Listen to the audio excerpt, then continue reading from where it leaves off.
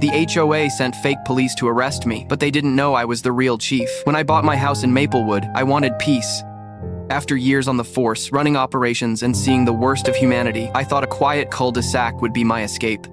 The yard was big enough for my dogs, the garage perfect for my Harley, and the lake nearby was a place I could breathe again. But peace doesn't last long when there's an HOA run by someone who thinks a clipboard makes them king. From the moment I moved in, the letters started.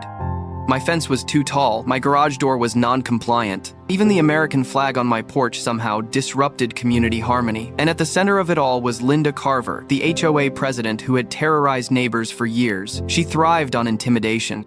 What she didn't know was that intimidation is a game I know better than anyone. The fines kept piling up.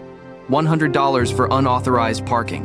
$250 for noise disturbance when my Harley idled for less than a minute. Then came the warnings about law enforcement presence. Apparently, according to Linda, my cruiser parked in my driveway made the neighborhood unsafe. That's when I realized this wasn't about rules.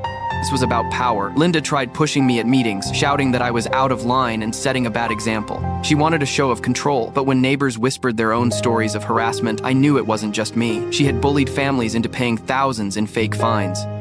Veterans, single moms, retirees, they were all scared, but Linda didn't scare me. One Friday night, headlights filled my driveway. 4 men stepped out, badges flashing, barking orders. They claimed they had a warrant, that I was under arrest for civil violations. But the second I saw their gear, I knew it was wrong. Their uniforms were cheap knockoffs, their badges, printed fakes, and their patrol car was a rental.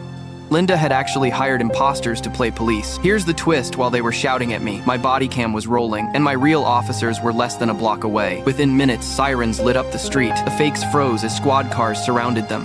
Neighbors came outside, phones recording. As I stepped forward and introduced myself properly, "I'm Chief Daniels, and you're under arrest." The look on Linda's face when the cuffs went on her hired thugs, priceless. That's how the HOA that thought they could control me ended up exposed in front of the entire neighborhood. So tell me, if fake cops showed up at your door, would you laugh, fight back, or call them out on the spot?